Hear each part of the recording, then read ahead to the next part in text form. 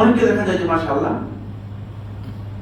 মসজিদে রেগুলার, ভালো মুসল্লি, কিন্তু পিতা মাতার সাথে খারাপ ব্যবহার করেন। আপনার সালাত আল্লাহ রাব্বুল আলামিনের কাছে সেভাবে গ্রহণ করছে না, আপনি ক্ষতিগ্রস্ত হচ্ছেন। রাসূলুল্লাহ সাল্লাল্লাহু আলাইহি ওয়াসাল্লাম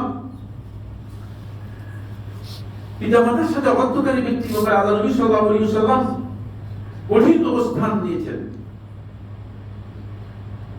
এক সাহাবী, তার নাম হচ্ছে আলকামা রাদিয়াল্লাহু তাআলা আনহু, তিনি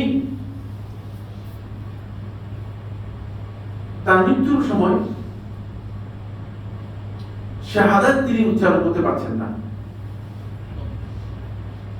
রাসূলুল্লাহ সাল্লাল্লাহু আলাইহি ওয়াসাল্লাম জিজ্ঞেস করলেন, আলাহু, তার মা আছে কিনা? কালু নাআম ইয়া রাসূলুল্লাহ, ইয়া রাসূল সাল্লাল্লাহু আলাইহি ওয়াসাল্লাম, না, তার মা আছে।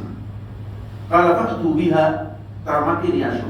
فسأل رسول الله صلى الله عليه وسلم, রাসূলুল্লাহ সাল্লাল্লাহু আলাইহি ওয়াসাল্লাম তাকে তার মাকে প্রশ্ন করলেন, মা লিআলকামাতা ইয়ামুত ওয়া লা ইস্তাতি আন ইয়ানতিকা শাহাদাতাইনি, আলকামার কি হলো?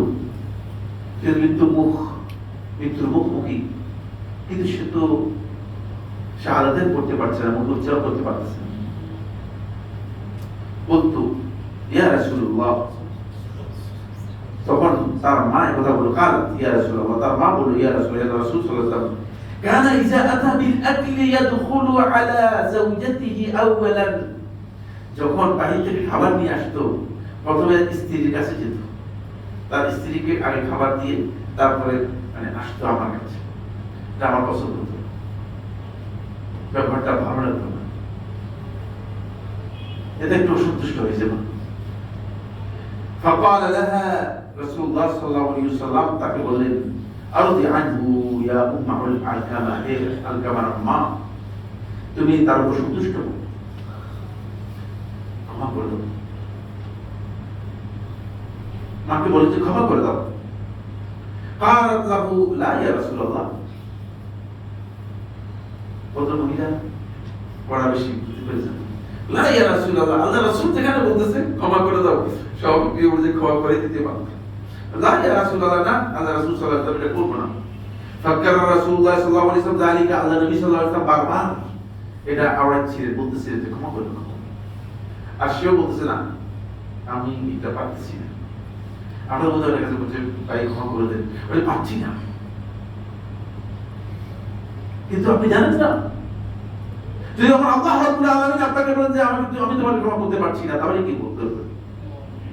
তাহলে কি করবে? এজন্য যখন আপনার কাছে ক্ষমা চাইবে, তখন আপনি সেটা খেয়াল করবেন যে আমার আল্লাহর কাছে যেন ক্ষমা চাইলে আল্লাহ তাআলা আমাকে এই কথা না বলেন, আমি ক্ষমা করে দিই। এটা হচ্ছে মূলত ইমানদার ব্যক্তিদের স্ট্যান্ড, সত্যিকার অবস্থান। তারপরে আল্লাহ রাসূল সাল্লাল্লাহু আলাইহি ওয়াসাল্লাম فقالت لا يا رسول الله, বারবার যখন বলতেছিলেন, তখন রাসূলুল্লাহ বলে, ইয়া বেলাল, ইয়া আবু দারদা, ইয়া বদর, আবু যর, বেলাল, আবু দারদা, আসো, ওমর, তোমরা কোথায়? দিনু মুহাতাবান, কিছু কাঠ একসাথ করো। قالوا لماذا يا رسول الله, বললেন, ইয়া রাসূল সাল্লাল্লাহু কেন?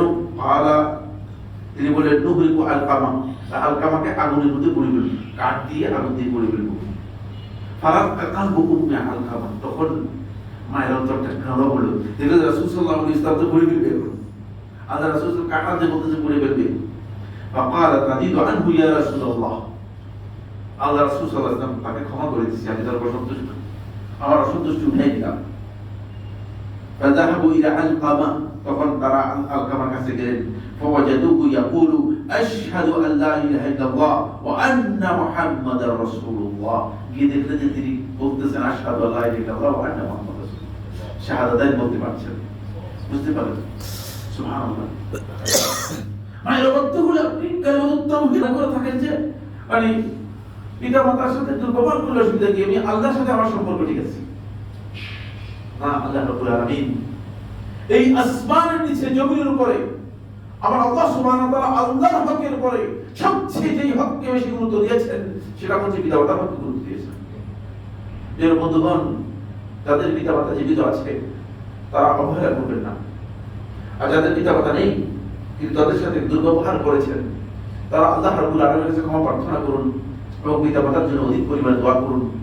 নিজেদের সম্পদ বলে, নিজেদের সম্পদ থেকে, অর্থ থেকে তাদের জন্য দান করুন।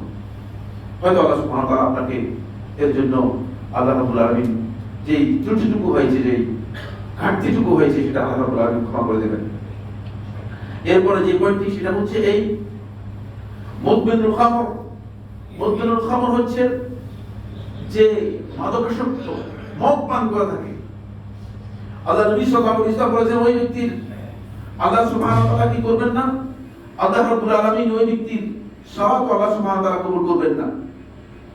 আজকাল বন্ধুগণ, আমরা দেখতে পাই যে যারা মদ বা মাদকাসক্ত রয়েছে, অধিকাংশ লোকই দেখা যাচ্ছে যে মদটা একটা ফ্যাশন, একটু বাজে মধ্যে আবার দেরি সালাত আদায় করে থাকে, আল্লাহ তাআলার কাছে তার সালাত গ্রহণযোগ্য হবে না।